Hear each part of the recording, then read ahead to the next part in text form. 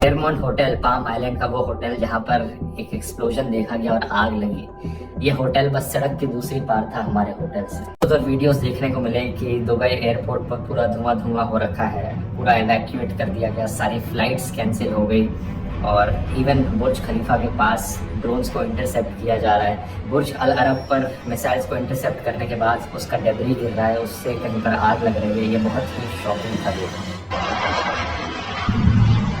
कोई पता नहीं अब कि कब एयरपोर्ट वापस खुलेगा, आगे क्या होगा। 137 मिसाइल्स ईरान की तरफ से फेंकी गई थी यूएई पर, जिनमें से 132 को डिस्ट्रॉय कर दिया गया। 209 ड्रोन स्ट्राइक्स अटेम्प्ट की गई थी, लेकिन 195 को इंटरसेप्ट कर लिया गया। तो ज्यादातर जगह जहां पर ये आग लगी वो सिर्फ ड्रोन इंटरसेप्ट करने की वजह से जो डेब्री था मिसाइल का या ड्रोन के टुकड़े वो नीचे गिर रहे थे।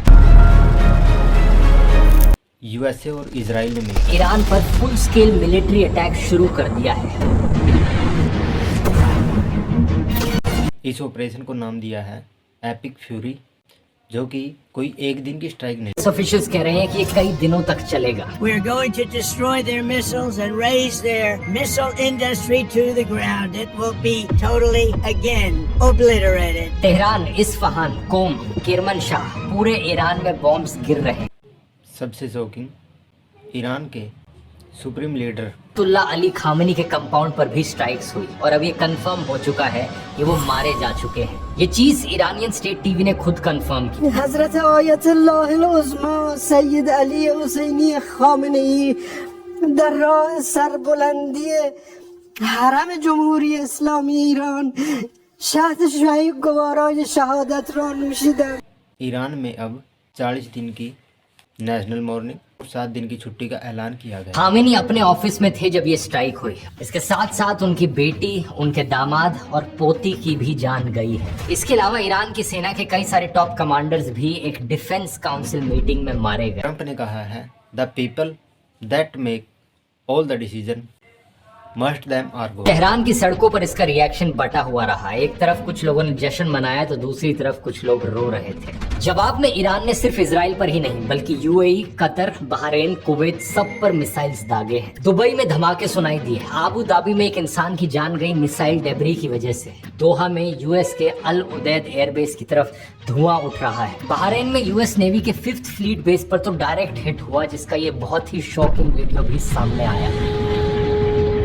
इसी बीच ईरान की आर्म फोर्सेस IRGC ने कहा कि 27 अमेरिकी मिलिट्री बेसिस पर हमला किया है। इस ऑपरेशन का नाम ऑपरेशन ट्रू प्रॉमिस 4 रखा गया। लेकिन यह हमला केवल मिलिट्री बेसिस पर ही नहीं बल्कि सिविलियंस एरिया पर भी किया गया है। सीधा सबूत दुबई, कुवैत और बहरीन में देखने को मिलता है, जहां 5 स्टार होटल से लेकर इंटरनेशनल एयरपोर्ट्स को टारगेट किया। सोच कर देखो, इन्हीं गल्फ देशों में 1 करोड़ से ज़्यादा भारतीय लोग भी रहते हैं। हाँ, जहाँ मिसाइल्स गिर रही हैं वहाँ आपके रिलेटिव्स, आपके दोस्त हैं, लाखों इंडियन वर्कर्स हैं। इंडिया की एम्बेसी ने एडवाइजरी जारी की है कि इंडियंस अटमोस्ट कॉशन।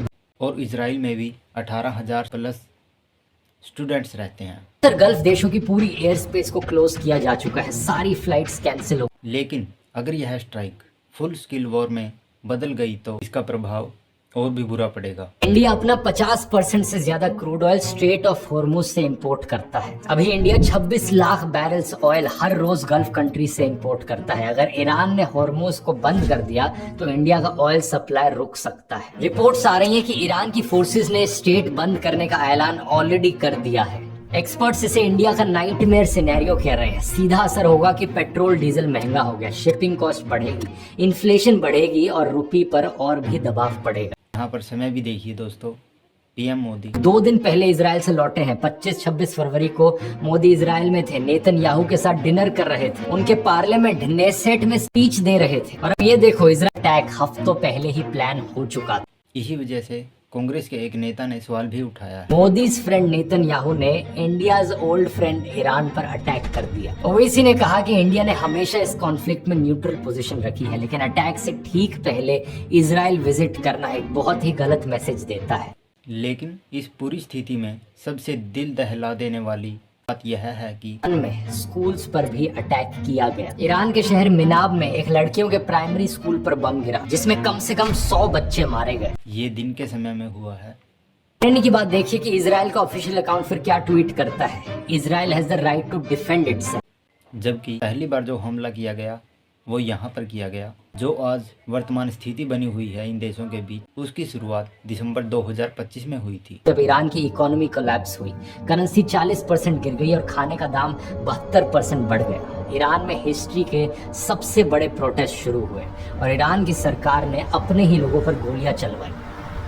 अनुमानित है कि यहाँ पर 30,000 से ज़्यादा प्रोटेस्ट करने वाले मारे गए। ट्रंप ने रिस्पांस में कहा, help is on the way. Middle east में 2003 के इराक वॉर के बाद सबसे बड़ा बिल्डअप किया, लेकिन फरवरी के शुरू में यह था कि सब कुछ ठंडा पड़ जाएगा और स्ट्राइक से केवल एक दिन पहले ही ओमान के फाइनेंस मिनिस्टर ने कहा था कि ये जो पीस डील है अमेरिका और ईरान के बीच में, ये विद इन रीच है। Peace deal is within our reach. लेकिन अगले ही दिन बॉम्ब्स की बरसात होने लग जाती है। वॉशिंगटन पोस्ट के मुताबिक ये अटैक महीनों पहले ही प्लान कर दिया गया था। एलिजिडली सऊदी प्रिंस और इजराइल ने बार बार ट्रंप को लॉबी किया था ये करने। इसी बीच ट्रंप का भी ट्वीट देखो, जो खुद को पूरी दुनिया का मालिक समझता है। इंडियन लोगों को लिखते हैं कि when we are finished take over your government. ये स्क्रिप्ट 2003 की यादों को ताज़ा करती है, याद दिलाती है। जब अमेरिका ने इराक पर वॉर छेड़ी थी, वो वाली वॉर 20 साल तक चली, जिसका खर्चा अमेरिकन टैक्स पेयर ने दिया और नुकसान आम लोगों को हुआ। Russian forces are in the early stages of military operations to disarm Iraq and to defend the world from grave. अब ईरान इराक से 2 गुना ज़्यादा बड़ा है।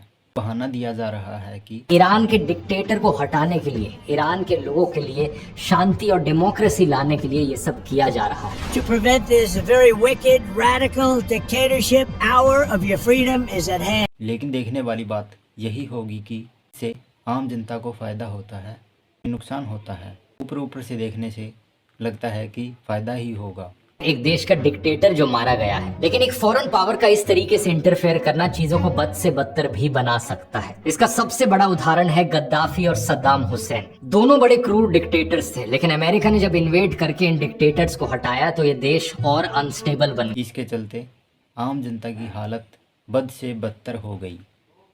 तो देखते रहिए आगे क्या होता है।